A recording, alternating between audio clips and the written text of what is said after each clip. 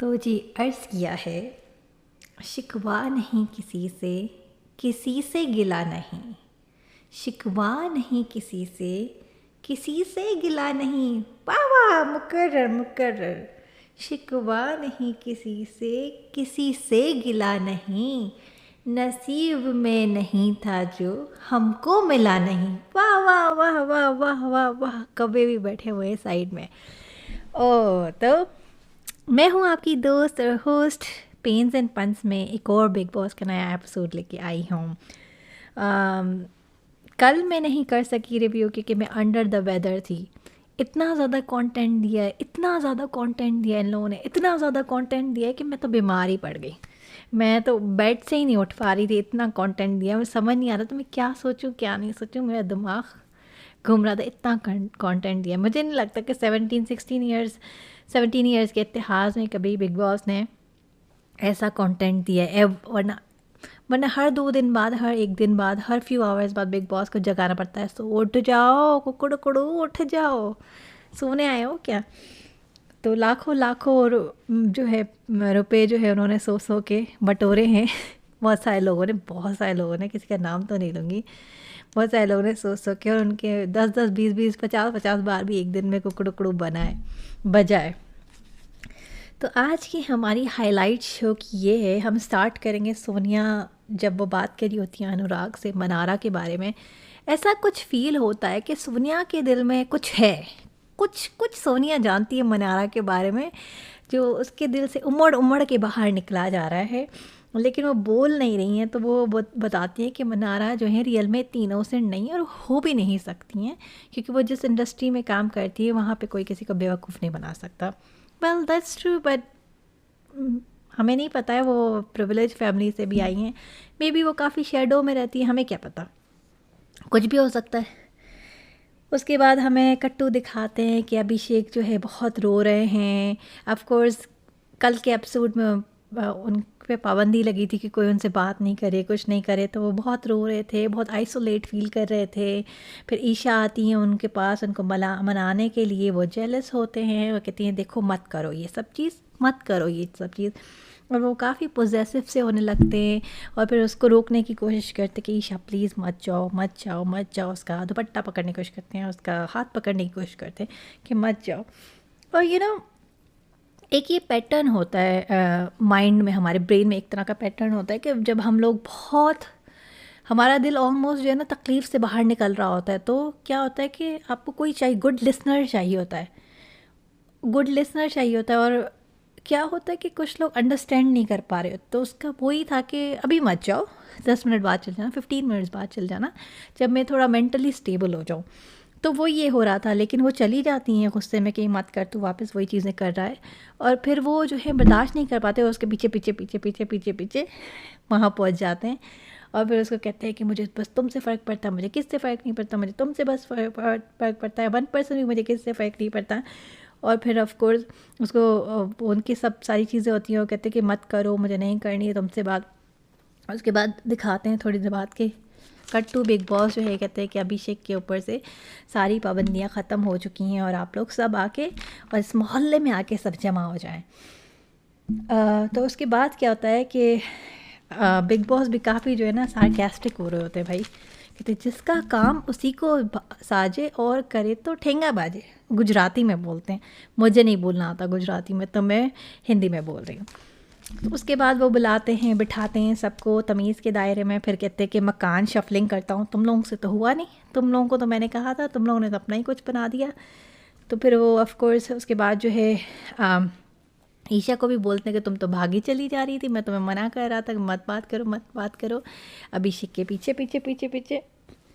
तो अब जो है मैं ऐसा करता हूँ कि अभिषेक को तुम्हारे ही मकान में रख लेता हूँ और मनारा को निकाल देता हूँ वहाँ से।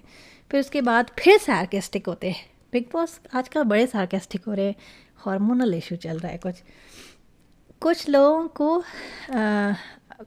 को जो है सब भी मिल जाता है, तो तब भी जो है उनको खुशी नहीं मिलती है, ऐसा वो बोलते हैं। तो उसके बाद वो कहते हैं कि क्यों अनुराग, तो ऐसा ऑलमोस्ट ऐसा लग रहा है कि सब चीज़ मिल जाती है पर खुश नहीं होते, अनुराग से बोल रहे हैं। उसके बाद विकी का दिखाते कि विकी तुम्हारे दो लाडले टू पेट प्रोजेक्ट जो है ईशा और अभी अब तुम्हारे साथ रूम में आ जाएंगे। तुम तो यही चाहते थे कि मनारा निकल जाए और अभिषेक आ जाए। फिर उसके बाद अनुराग को फिर बिग बॉस जो है सार्केस्टिक होके कहते हैं कि सर्व गयानी अनुराग बाबा कैसे इंटरनेट सेंसेशन को एक कमरे में डाल दिया है। इस बात पर रोना मत शुरू कर दीजिएगा। फिर उसके बाद कहते हैं अनुराग बाबा की जय, अनुराग बाबा की जय। तो लगता तो ऐसा ही है कि उन्होंने सारे इंटरनेट वालों को, या आई वुड से मुझे ऐसा लगता है कि जो लोग लेस कंटेंट दे रहे हैं इस शो में, कम दिख रहे हैं। अब हमें तो कम दिखाया जा रहा है, लाइव पे कुछ हो रहा हो तो नहीं पता। वो तो भाई बिग बॉस की आदत है, लाइव काट देता है अपनी मर्ज़ी से, कुछ भी चलाता है, कुछ भी दिखाता है, कुछ भी। अब हम लोगों के पास तो टाइम नहीं है, हर वक्त लाइव तो नहीं देखते हम। तो बिग बॉस ये है 16-17 ईयर्स जब से लाइव स्टार्ट किया, ये हेरा फेरी तो करते हैं। तो वो हमें नहीं पता है कि भाई पीछे से अगर वो उनका लाइव काट कर अपनी मर्ज़ी की चीज़ें दिखाते हैं, या तो वो भी कुछ ऐसा करें कि लाइव काट ही ना सकें, क्योंकि वो आज की TRP इसी से ही मिलने वाली, हम इसको काट नहीं सकते। खैर, तो वो ऐसा फ़ील हो रहा है कि सारे कंटेंट क्रिएटर्स को, या जो लोग कम शो को दे रहे हैं, कम बोल रहे हैं, अपने उस कंफर्ट लेवल से, अपने कंफर्ट जोन से बाहर नहीं निकल रहे, उन सबको एक रूम में डाल दिया है। जिग्ना जी और रिंकू जी और नावेद इतना कुछ नहीं कर रहे शो में अभी तक। ऑफकोर्स खानज़ादी तो भाई वो ही तो चला रही है, अभिषेक और खानज़ादी तो पूरा घर चला रहे हैं मेनली, और विकी जी। उसके अलावा तो मुनव्वर भी हैं, पर वो इतना लड़ाइयाँ झगड़े नहीं करवा रहे, और विकी तो पीछे से पंप कर रहे हैं सबको लड़ने के लिए। और खानज़ादी और अभिषेक तो मेनली लड़ाई कर रहे हैं। वो तो भाई वो तो लाउड स्पीकर उनका है, और वो पूरे घर को कंटेंट दे रहे हैं। उन दोनों को रख लो तो चलेगा, पूरा एंड तक शो चल जाएगा। खैर, इस डिबेट में नहीं जाते कि उन्होंने उनको रखा नहीं रखा, वो तो वक्त ही बताएगा। वो तो हमें पता ही है कि अब इस घर से, इस रूम से ही थोड़े करके लोग निकालना शुरू करेंगे। एक अब इस रूम से निकालेंगे, फिर उसके बाद दूसरा उस रूम से निकालेंगे। अगर वो लेडीज़, वो 3 जेंट और लेडीज़, वो दोनों कुछ नहीं करेंगे, उनको भी फिर निकालेंगे। तो उसके बाद दिखाते हैं कि विकी बहुत खुश होते हैं, कहते हैं कि हमारे रूम में ही सारे स्ट्रॉन्ग प्लेयर्स हैं, बाकी रूम में तो ऐसे ढीले ढाले से लोग हैं।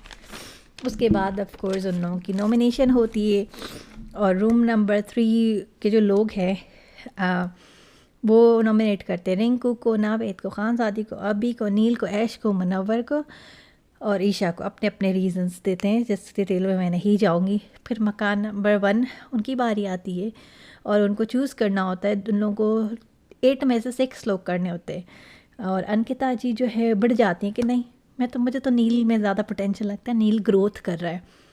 और फिर 15-20 मिनट्स कितनी देर इनकी चलती है तू मैं विकी आखिर अपनी वाइफ को कन्विंस कर ही लेते हैं, और फिर वो अभिषेक और ईशा को बचाते हैं।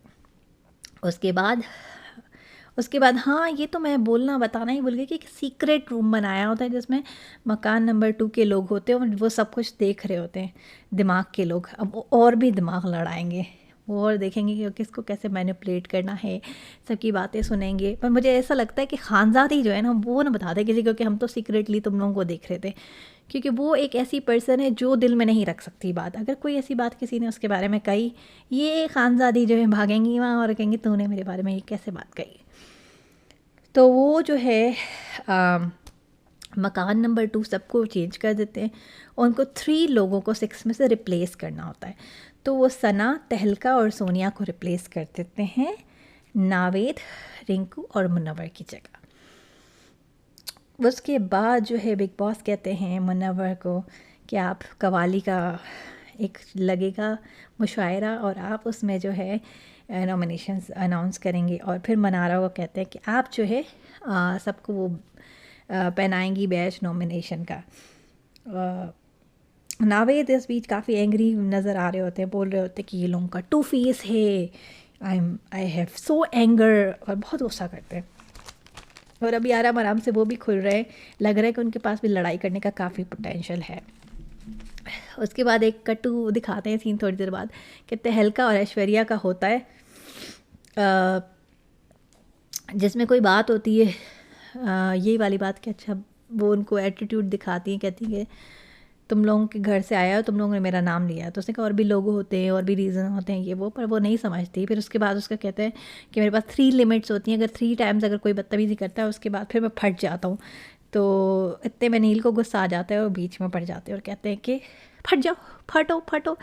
तो उसने कहा कि नहीं, उसने 3 बार नहीं किया। उसने कहा 3 बार कर लिया, अब फट लो, अब फट लो। तो वो उसके बाद वो चुप हो जाते हैं, कुछ नहीं बोलते हैं।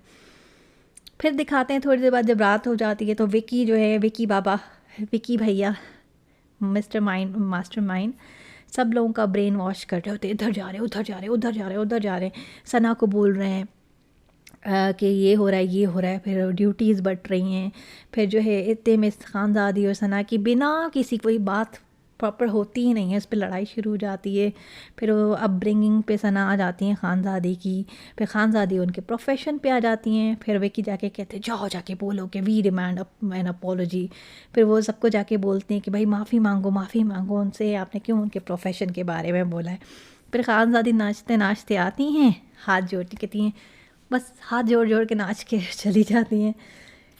तो उसके बाद फिर दिखाते हैं कि विकी फिर इन लोगों के रूम में जाते हैं, रूम नंबर 3 में। और फिर जाके उनको सना को और सबको बोलते हैं आप लोग ऐसे करिएगा, कल से काम नहीं कीजिएगा ये वो। तो अरुण बोलते हैं कि विकी भैया तुम्हारा हाफ ब्रेन भी मुझे दे दो ना, तो मैं ये गेम जीत जाऊँगा। फिर आपस में बात करते हैं और सना कहती कि मुझे भी पता है कि ये क्या करना चाह रहे हैं और ये हमें लड़वाना चाह रहे हैं। खैर काफ़ी इंटरेस्टिंग सा गेम था और आगे आगे इंटरेस्टिंग होता जा रहा है। मुझे लग रहा है कि इस वीकेंड के वार के बाद और भी इंटरेस्टिंग हो जाएगा और देखते हैं आगे क्या होता है। चांसेस किसके हैं निकलने के ज़्यादा? तहलका के हैं और सोनिया के भी हैं, क्योंकि सोनिया भी ना ऑलमोस्ट पीस मेकर बन गई हैं। पहले तो वो काफ़ी लड़ाई कर रही थी लेकिन वो भी पीस मेकर बन गई हैं। मुझे लगता है शायद कि सोनिया और तहलका में से ही कोई निकलेगा। सना को शायद अभी रखेंगे, मुझे ऐसा लगता है कि सना को रखेंगे, डेफिनेटली रखेंगे। मुझे लगता है सोनिया और तहलका में से वो किसी को शायद निकाल दे, पर ये मेरी वो है, मुझे ऐसा लगता है। होपफुली सोनिया बहुत नाइस प्यारी क्यूट सी लड़की लगती है।